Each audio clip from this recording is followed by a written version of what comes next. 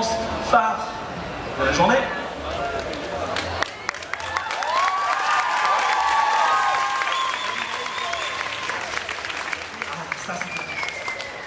Vous êtes prêts? Ouais! Est-ce que vous êtes prêts?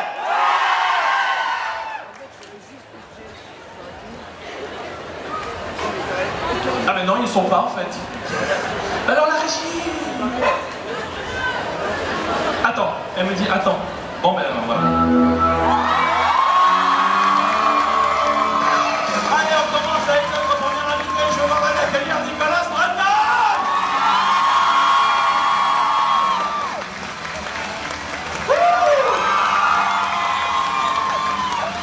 En charmante compagnie, en magnifique compagnie, merci beaucoup. On continue avec Kristine Sutherland.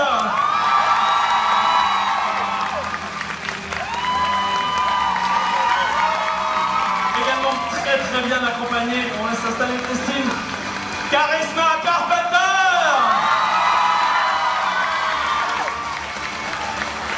Toujours entouré de Spike. Il ne la lâche pas, Spike, c'est une catastrophe, il ne la lâche pas.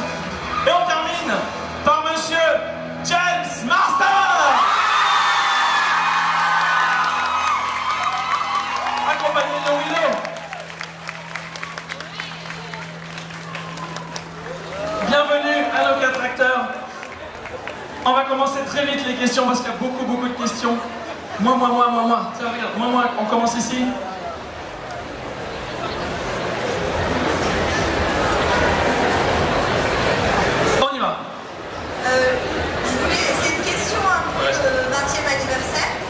Oui, ça tombe bien, c'est le moment.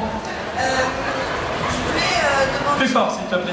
Voilà. Je voulais leur demander s'ils s'imaginaient 20 ans en arrière, à quel point la série aurait un impact sur les gens, sur les fans, et à quel point elle a pu nous aider, nous faire évoluer dans la vie. Nous ou eux? Nous. D'accord. Yes, I knew it. When people ask me that question, I was like, I guessed that right away. I am a Star Trek fan, and I used to come to conventions dressed as Spock. And so I know what it takes for a show to be good enough to last in the imagination of the audience. And I suspected very strongly that if we got it right, that Buffy would last a long time. And I would constantly tell people late at night, because we worked very hard, late at night I would keep telling people, if we really bring it right now, if we really give everything, we could touch the nerve of the world. So yeah, I knew it. Donc oui, on lui a demandé s'il se doutait que la série aurait autant d'impact. Louis il s'en doutait parce qu'il est fan de Star Trek et qu'il venait lui-même aux conventions déguisé en Spock. Donc il sait ce qu'il faut, il sait les ingrédients, il sait reconnaître quand une série va pouvoir toucher les fans à ce point-là et durer dans leur imagination. Et il se doutait que Buffy avait ce potentiel. Et quand parfois ils travaillaient très tard le soir, ils travaillaient tous très dur, il leur disait mais vous savez, si on donne le meilleur de nous-mêmes, si on continue à se pousser, si on lâche rien, on peut le faire, on va créer quelque chose qui va durer dans les mémoires.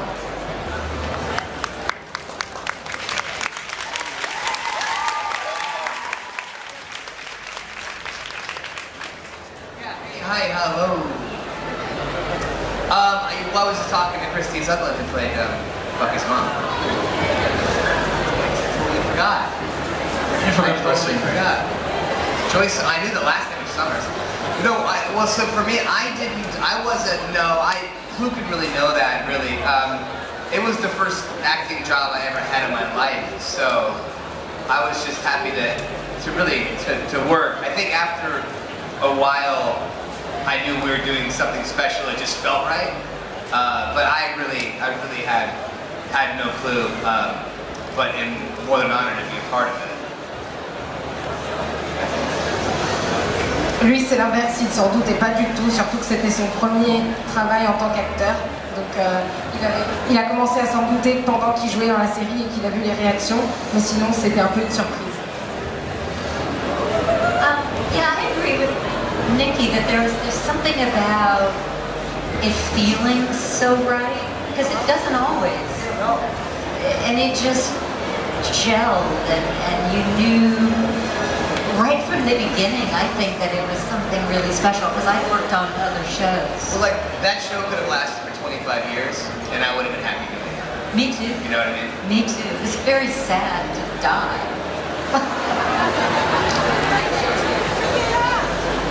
Ils nous disent qu'ils auraient aimé que le show dure 25 ans parce qu'ils se rendaient bien compte, même si c'était une surprise, ils se rendaient bien compte que c'était de la qualité, qu'ils étaient en train de créer quelque chose de spécial. Kristine, qui a travaillé sur d'autres shows avant Buffy, nous disait qu'elle sentait, elle, la différence sur ce plateau, que c'était un ensemble un peu parfait. Hi, everybody.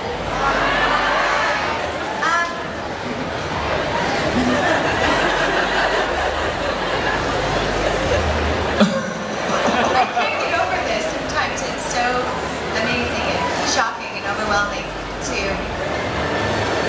be received the way you all receive us. We're very grateful. And no, I had no idea. There's no way I could have known that we would be on a stage 20 years after the show had aired. There'd be hundreds of you wanting to listen to what we had to say about our experience. So all I can really say is thank you. Eh bien, elle vous remercie d'être venue parce qu'elle ne se serait jamais imaginé que 20 ans plus tard, il y aurait des centaines de personnes.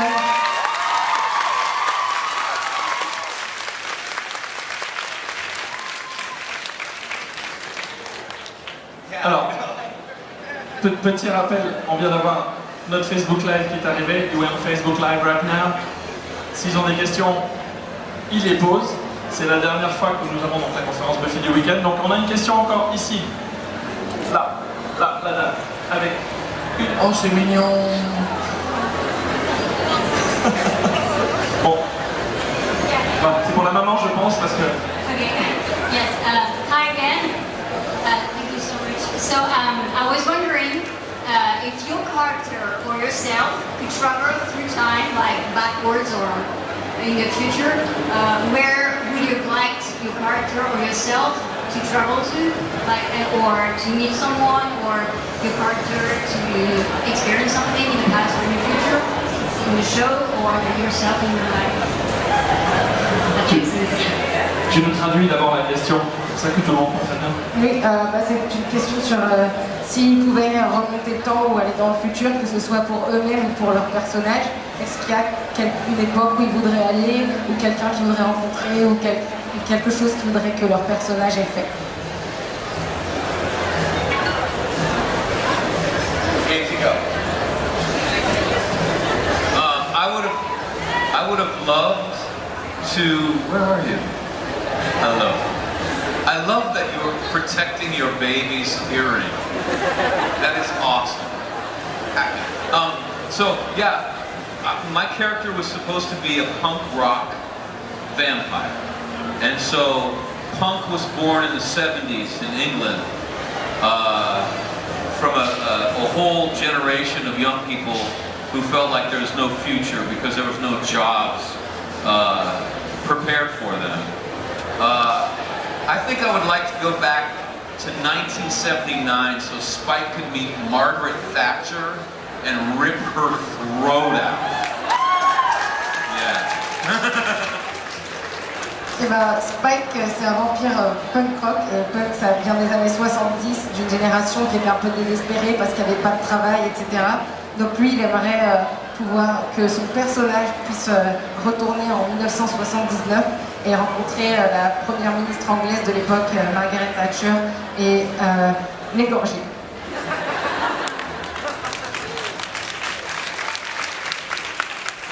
Well, actually, I could help you out, James, because I was in London in 1977 with the punk rockers. But you know what? I mean, in some ways, there's things that interest me me in terms of going back, but you know what? There was never a better time to be a woman, so I think I'll stay right here.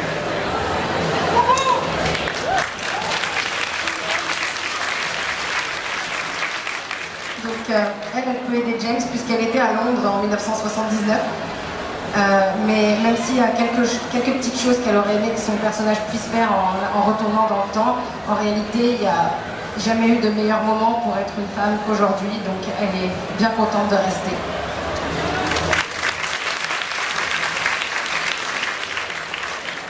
I kind of want to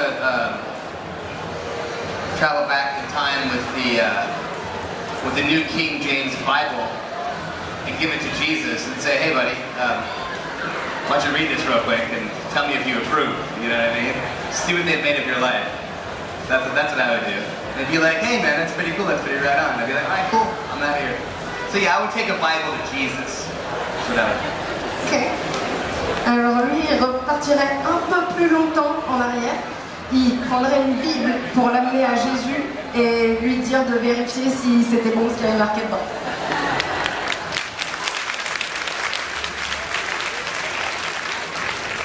I like all of those answers. I don't have anything cute or witty to say about time travel, or it's an imaginative question. I'm not very imaginative, I suppose.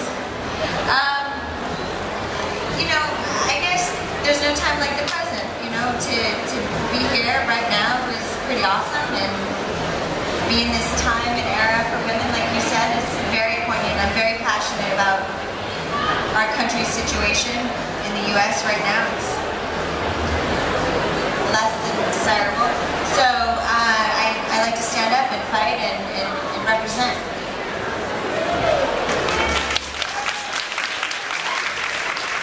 Eh bien, elle aussi, elle préférait rester maintenant. C'est une question pleine d'imagination, mais elle est passionnée, engagée, surtout sur la situation politique actuelle aux États-Unis. Et c'est maintenant qu'il faut se battre, et donc c'est maintenant qu'elle préfère rester.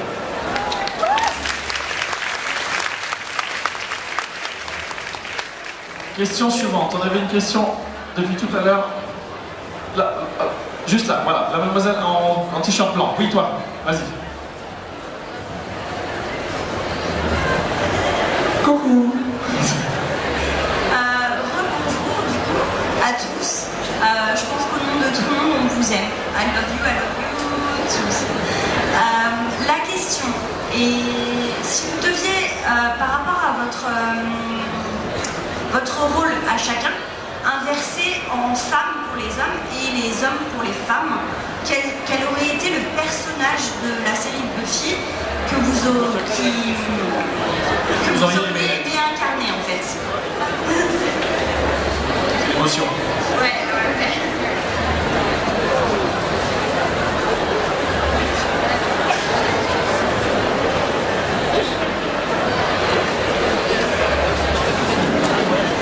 Faith.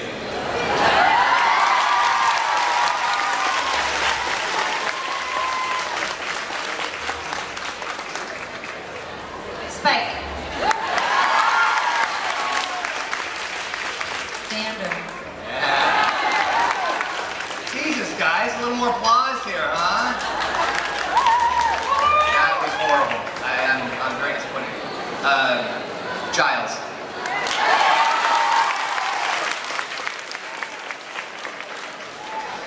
Ok.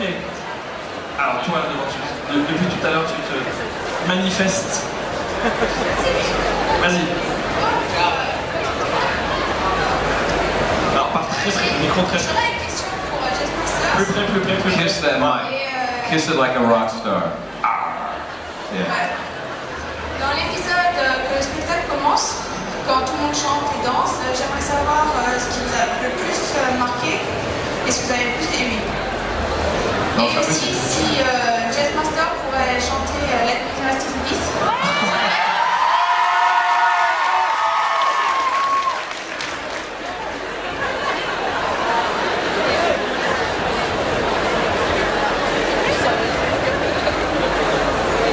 My favorite part of Once More with a Feeling is that it didn't suck. I remember being terrified that the show was over and that we wouldn't be good enough. and that the fans would hate us for trying to do a musical. So the fact that it worked is my favorite part. Yeah, and watching Hilton Battle work, the guy who played Sweet, the bad guy, he was awesome. He was amazing. Alors ce qu'il a préféré, c'est que l'épisode n'était pas nul, parce que c'est quand même dur de faire un épisode musical, et il s'est dit on va se planter, et en fait l'épisode était bien, et c'était un soulagement énorme, et celui qui fait le méchant Sweet, le démon, était fantastique. Won't you rest in peace? Let me get some sleep. Let me take my love and bury it in a hole 6 foot deep. I can lay my body down, but I can't find my sweet release. Let me rest in peace.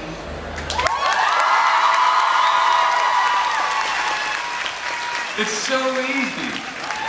You guys should try being on television. It's so easy to make people happy. On a une question Facebook, donc sur le live.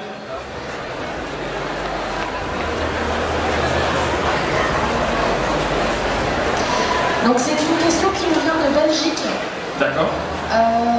Comment avez-vous été accueillis lors de votre premier jour de tournage et comment ça s'est passé en Belgique? Comment était le premier jour de tournage pour chacun d'entre eux? Coucou à la Belgique au passage. I'll start. My first day on set, I was supposed to pick Buffy up from school, and I was really nervous. And so when they said action, I put the car in reverse instead of forward. Running over Sarah Michelle Gellar. No, she was in the car with me, but I almost took out a few light stands and a couple of grips. Son premier jour, elle devait tourner une scène où elle allait chercher Buffy à l'école. Elle était tellement nerveuse et stressée que quand ils ont dit action, elle a mis la voiture en marche arrière. My first day on set, I was the pilot episode. The very first episode was I was working on another TV show, and I had wrapped, and I had to go to Torrance at the school and shoot there. And I just remember our first AD, which is like an assistant director, was nursing a baby on set.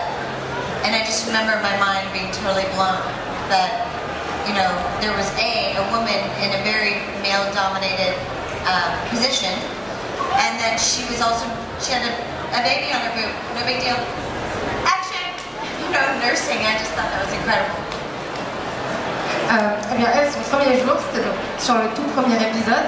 Elle venait de finir une autre série et d'arriver pour tourner au lycée.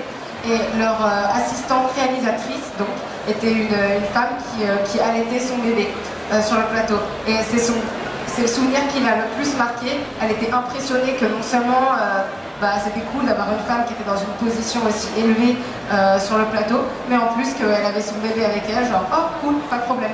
Et ça l'a bien marqué en positif.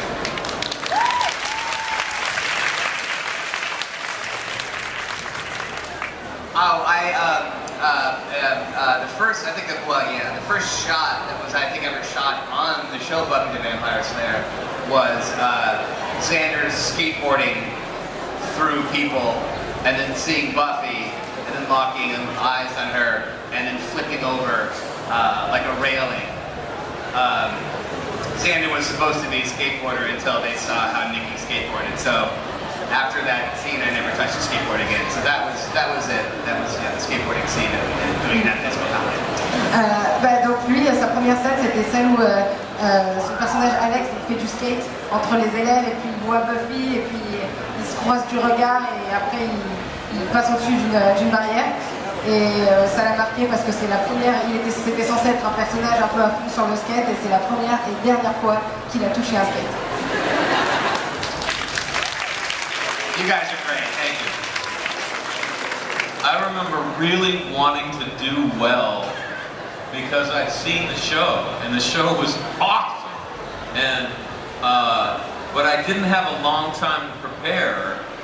And so I remember I was ripping off. Do you guys know a movie Blade Runner? And the white-haired robot, Rutger Hauer? I was ripping that off completely. I was just doing an impersonation of Rutger Hauer with an English accent. But I remember I was very poor at the time, and I remember thinking, because it went really well, and the director everyone was saying, "Oh my God, it's working so much," and I remember thinking, maybe I'm not going to be really poor anymore, and maybe I can afford to feed my son, who was 1.5 years old at the time. And there's a picture. Sometimes I sign it as an autograph, but it's me kind of grinning at the camera, and that's the first picture they ever took of me in character, and it's the smile of a man who can feed his family for the first time.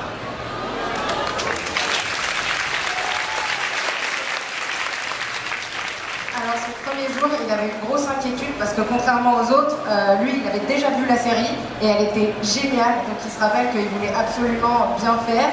Et il avait très peur, je ne sais pas si vous connaissez le film Blade Runner, mais il y a un robot dedans avec les cheveux blancs, et il nous dit qu'il a complètement imité ce personnage-là, quoi. Il a tout pompé pour essayer de le mettre dans son personnage. Donc voilà, c'était un peu stressant, comme intimidant comme expérience. Et ce qu'il nous raconte aussi, c'est qu'à l'époque, il était donc très pauvre et il avait son fils qui avait seulement 1 an et demi. Et quand il a vu que ça se passait bien dans son rôle, tout le monde lui disait « Ah mais c'est super avec ce personnage, et ça se passe vraiment bien et tout ». Il s'est dit que peut-être qu'il allait pouvoir nourrir son fils. Et qu'il y a une photo de lui qui signe souvent pour faire des autographes et qui est la toute première photo qui a été prise de lui en Spike, où il est assis avec un petit sourire en coin. Et si vous voyez cette photo, et ben c'était un peu ce sourire-là, c'était un peu ce à quoi il était en train de penser.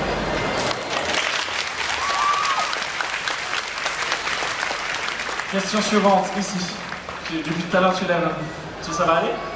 Oui, ça va aller. J'ai une question pour James. Qu'est-ce que ça t'a fait quand t'as appris que t'allais rejouer le rôle de Spike dans Angel? Qu'est-ce que ça lui a fait quand il a appris qu'il allait reprendre le rôle de Spike dans Angel?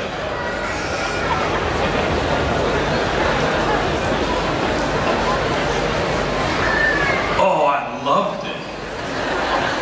When I found out I was going over to Angel,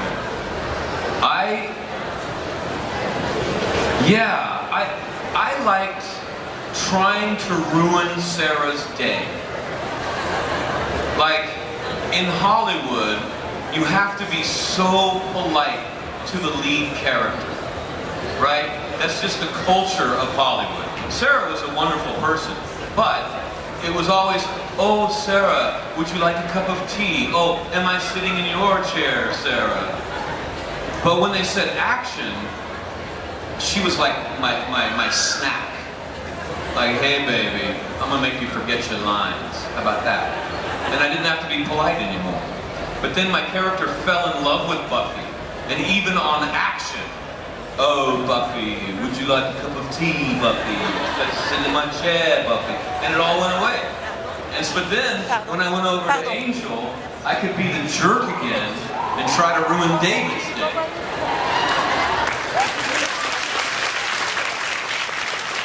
Alors, il était super content de partir dans Angel parce que lui, ce qu'il aime bien, c'est d'embêter les gens pour rigoler. Donc dans Buffy, il aimait beaucoup embêter Sarah, donc l'actrice principale, parce qu'il y a une règle d'or à Hollywood, c'est qu'il faut toujours être sympa avec l'acteur principal.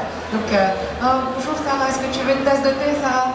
Et donc au moins, quand il jouait la comédie à Spike, il pouvait être méchant, il pouvait l'embêter, etc. Sauf qu'après, quand Spike est tombé amoureux de Buffy, même quand il était dans son personnage, il devait être gentil avec elle et toujours lui courir après. Et donc au moins, quand il est parti dans Angel, il a pu redevenir un méchant et il a pu s'amuser à la place à ruiner la vie de David.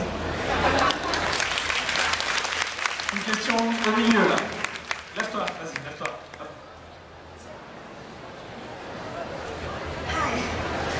You're beautiful. I grew up with you. I was 15 when I saw the first time the TV show. So I'm 14. That's you. I would like to thank you because 10 years ago I had a concert. And I went to the hospital and I saw again my favorite TV show. And you have me to fight. So we'd like to thank you.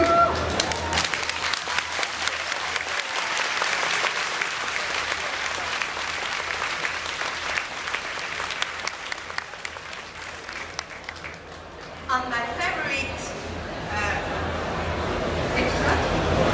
episode is maybe you know once more feelings. So thank you.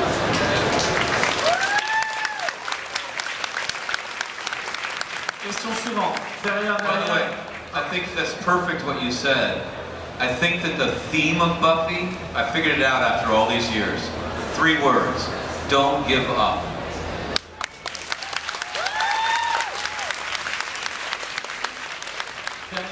En rose. Bonjour.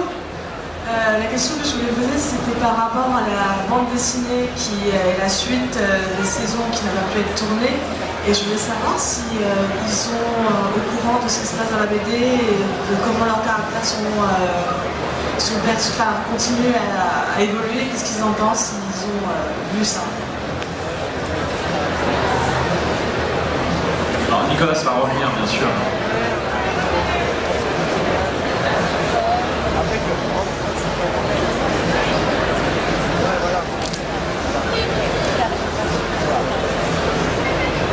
I don't follow the comics. I heard that she's still alive. That's good. Elle ne suit pas, mais elle a entendu qu'elle était toujours en vie. Donc elle était toujours en vie et que c'est déjà pas mal. Yeah, I saw that Spike had a spaceship with a whole crew of bugs. And I remember thinking, I don't know if that's really Spike. I mean, Spike is like an underdog. I don't think he's a starship captain of bugs. Yeah. And so I wrote one after I saw that about Spike being homeless and starving to death because he had a soul and he couldn't kill anybody for a meal and he couldn't rob anybody for new clothes or anything. And so he's having a really tough time and he's sleeping in alleyways, which I thought was a lot closer to the character that I played. But yeah, I heard that Joss is thinking that the ultimate pair is Buffy and Spike, not Angel. So I love the comic. Donc lui, il a lu et il croit bien se souvenir que Spike a un vaisseau spatial avec une équipe d'insectes et il s'est dit je sais pas si ça lui correspond bien. Donc lui, il avait imaginé une autre suite où Spike était à la rue en train de crever de faim puisque maintenant qu'il avait une âme, il pouvait plus vraiment tuer et embobiner les gens pour s'en sortir et que c'était plus difficile pour lui.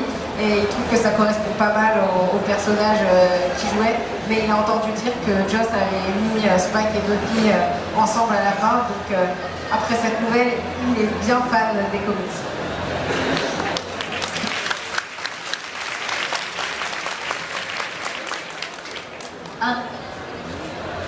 I didn't really follow the comic books, but I know somebody who did. I not only follow them, but I've written a few of them. And then they made it into a graphic novel, which then became a New York Times bestseller. So you are looking at a New York Times best-selling author.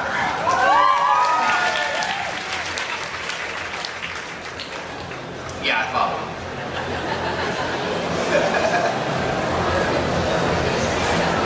Traduit plus, ça y est. Oui, c'est la même question. Oui, oui, ça a été adapté en comics, il a participé et après ça a été adapté en comics qui ont été sur une liste de best-sellers du New York Times. Donc il vous dit que vous êtes devant un auteur de best-seller du New York Times. Alors, attends.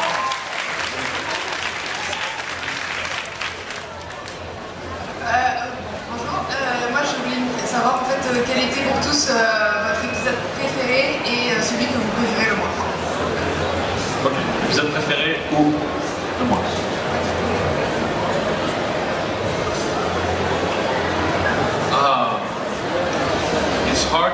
favorite. There's so many. Like, can I have 5? I think my absolute favorite was the body. Yeah, well, because I had a week off. Just kidding.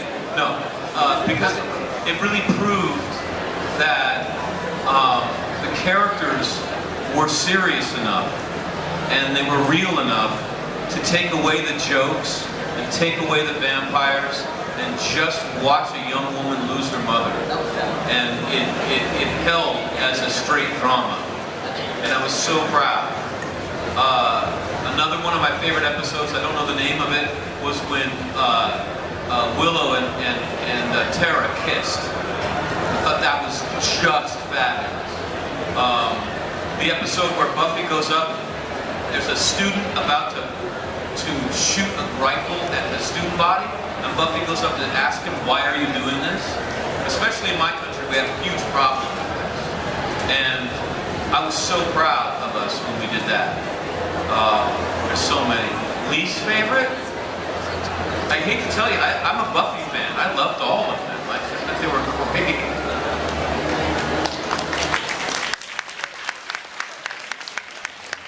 Alors lui, il ne peut pas s'arrêter à choisir un seul préféré.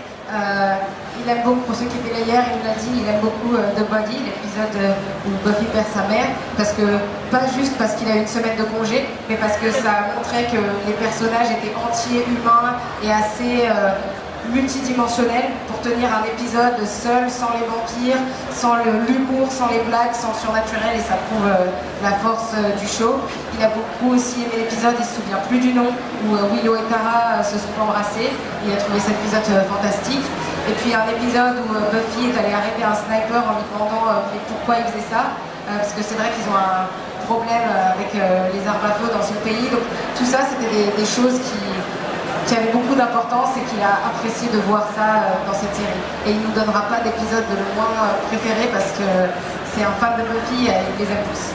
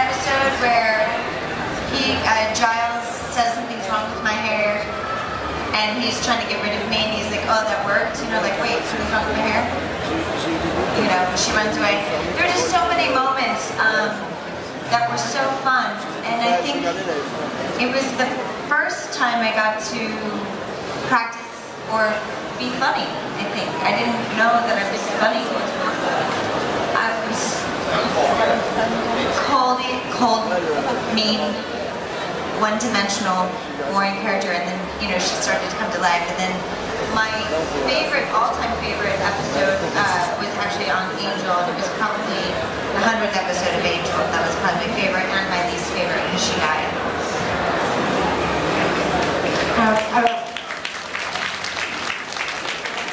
Elle a aussi plusieurs moments qu'elle a beaucoup aimés. À la fin de la saison 3, la première fois où Cordelia tue enfin un vampire, après plusieurs années d'être si près de la bouche de l'enfer, c'était un moment important pour son personnage où elle faisait encore partie de l'action. Mais elle aimait bien aussi faire partie du côté humoristique. Il y a un épisode avec une scène où Giles veut se débarrasser d'elle et lui dit « Ah mais qu'est-ce qu'il y a tes cheveux ?» Elle fait « Quoi mes cheveux ?» Et puis elle part, puis après elle fait « Ah bah ça a marché ». Et donc ça lui a plu de participer à des scènes humoristiques comme ça a commencé à donner un peu plus de profondeur au personnage plutôt que d'être tout le temps celle qui se plaint, etc.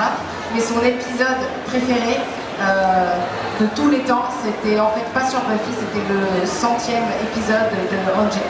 C'était son épisode, voilà, c'est l'épisode qu'elle a préféré et aussi qui était qu'elle a le moins aimé puisqu'elle mourait.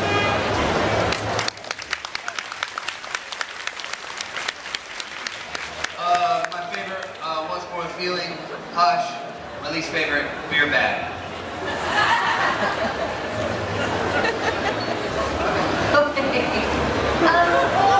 You know, there's so many great episodes, but today I'm going to say band candy because I just realized that I always play moms. And in band candy, I didn't play a mom, and it was really fun. That's the least part. Elle a aussi beaucoup de préférés, mais aujourd'hui, elle va choisir Ben Candy parce qu'elle joue. Maintenant, elle joue toujours des mamans, et dans cet épisode-là, elle jouait pas une maman, et c'était vraiment amusant. Alors, je sais qu'il y a beaucoup de questions encore, malheureusement, on va manquer de temps et on va devoir. C'est la fin, voilà, c'est la fin. Donc c'était la dernière conférence, ils vont très vite partir en photoshoot. Donc moi je vous demanderai de faire la plus belle ovation. Tout le monde se lève et tout le monde